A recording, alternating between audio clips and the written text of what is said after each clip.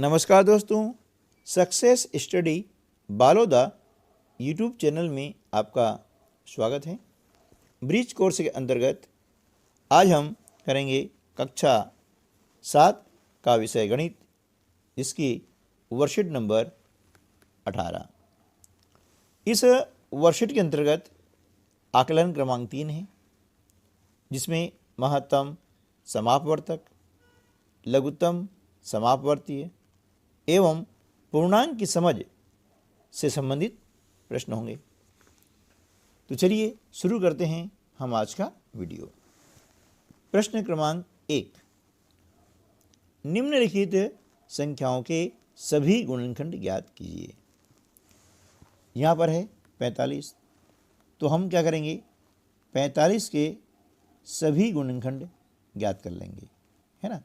गुणनखंड 45 के गुणनखंड यानी फैक्टर्स, है ना। दूसरा नाम इनका होता है अपवर्तक, ठीक है ना।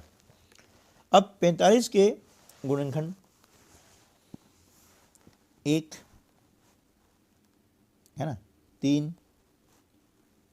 5, 9, 15 और 45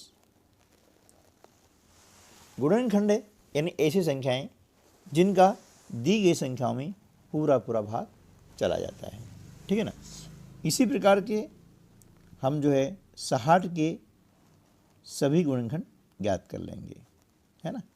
यानी ऐसी सभी संख्या लिखेंगे जिनका 60 में पूरा भाग चला जाता है।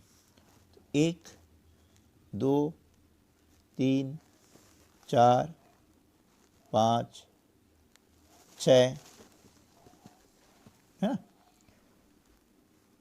6 के बाद में आता है 10, 12, 15, 20, 30, 60, है ना। देखिए एक का भाग जा रहा है कितनी बार, 60 बार, हमने यहाँ 60 लिख दिया।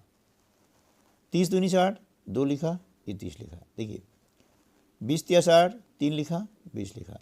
यानी 3 का भाग लगाया 20 बार जा रहा है, तो हमने लिख दिया 20। फिर 4 का भाग लगाते हैं 60 में, तो कितनी बार जाता है, 15 बार, तो हम यहाँ लिख दिया 15। 5 का भाग लगाते हैं तो 12 बार भाग जाता है, हमने यहाँ लिख दिया 12। 6 का भाग लगाया 10 बार, ठीक है ना। इस प्रकार से इन संख्याओं को हमने क्रम से जमा दिया है। अब हम कर लेते हैं गुणनखंड वृक्ष में, है ना, गुणनखंड कैसे भरें। देखिए गुणनखंड वृक्ष क्या होता है कि सबसे पहले हम देखते हैं कि किन दो संख्याओं का गुणनफल एक संख्या है, जैसे 32। अब 32 जो है किन दो संख्याओं का गुणनफल है, तो 4 8 32, याद आ गया। फिर ये गुणा चिन्ह यहाँ नहीं आएगा, ये गुणा चिन्ह यहाँ आएगा, है ना। अब 8 का तो 4 दूनी 8, है ना। 4 का 2 दूनी 4, ठीक है ना। अब यहाँ पर भी इसका जो है हो जाएगा 4 का, तो क्या हो जाएगा यहाँ पे 2 दूनी 4, ठीक है ना। इस प्रकार से तो ये कहलाएगा गुणनखंड वृक्ष, है ना।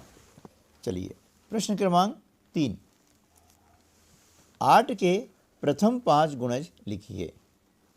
देखिए गुणज का दूसरा नाम है अपवर्तीय, है ना। गुणज को हम अपवर्त भी कहते हैं और इंग्लिश में हम कहते हैं मल्टीपल, है ना। गुणज जैसे उसके नाम से ही स्पष्ट हो रहा है कि गुणा से आने वाली संख्या, यानी जिसके हमें गुणज ज्ञात करना होता है ना, उन सब में 1 का 2 का 3 का इस प्रकार से गुणा करते हुए चले जाएंगे, और जो गुणनफल आएगा ना वह उसका अपवर्त्य या गुणज कहलाता है। तो हम यह देखेंगे कि 8 के गुणज, गुणज का दूसरा नाम है अपवर्तीय यानी मल्टीपल, है ना। जब मल्टीपल याद करना होता है तो बहुत आसान होता है। जैसे 8 में 1 का गुणा किया, 8 एकम 8, फिर 8 दूनी 16, 8 तिया 24, है ना। 8 चौके 32, 8 पंजे 40, है ना। 5 बचा है ना, 1 2 3 4 5 हो गए ना। तो अब गुणज याद करना है तो सीधा सा है कि 8 का टेबल बोल दीजिए, आप 8 का पहाड़ा बोल दीजिए। 8 एकम 8, 8 दूनी 16, 8 तिया 24, 8 चौके 32 और 8 पंजे 40। तो ये 5 गुणज हो गए हैं। ऐसे किसी भी संख्या के गुणज याद करना हो ना, बस उसका पहाड़ा बोल दीजिएगा, सीधी सी बात है, आ जाएंगे गुणज। और किसी भी संख्या का सबसे छोटा गुणज उस संख्या के बराबर होता है, ठीक है ना। और सबसे बड़ा गुणज अपवर्त्य संभव नहीं है, ठीक है ना। चलिए अब 12 और 20 के सार्व गुणनखंड याद कीजिए। तो पहले हम याद कर लेंगे गुणनखंड। 12 के हम देखते हैं कि गुणनखंड कौन कौन से होते हैं, है ना। गुणनखंड तो 1, 2, 3, 4, 6 और 12, ये हो गए 12 के गुणनखंड। अब हम क्या करेंगे 20 के गुणनखंड। 1, 2, 4, है ना, 5, ठीक है ना, 10 और 20। अब हम क्या करेंगे इनके सार्व गुणनखंड। सार्व ने कॉमन, जो दोनों में पाए जाते हैं, है ना, सार्व गुणनखंड। तो देख रहे हैं एक इसमें भी है और एक इसमें भी है।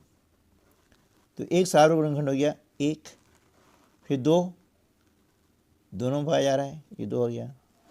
4, ये 4 निकाल लिए। अब यहाँ 5 है, इसमें 6 है, इसमें 12 है, इसमें 10 है। अब कोई सार्व गुणनखंड नहीं है, तो 1, 2 और 4 ये क्या हो जाएंगे, सार्व गुणनखंड हो जाएंगे, है ना। चलिए 2, हाँ, प्रश्न क्रमांक 5, 6 और 8 के प्रथम 2 सार्व गुणज लिखिए, है ना। प्रथम 2 सार्व गुणज। तो सबसे पहले हमें क्या करना होगा कि 6 के गुणज ज्ञात करना होंगे। गुणज यानी अपवर्त्य, यानी पाड़ा बोल दिया आप, है ना। तो क्या हो जाएगा 6 कम 6, 6 दूनी 12, 6 तिया 18, 6 चौके 24, 6 पंजे 30, 6 6 36, 6 7 42 और 6 8 48, ठीक है। अब 8 के गुणज लिख लेंगे, है ना, समझा है ना। गुणज यानी उसका आपको पहाड़ा बोलना है।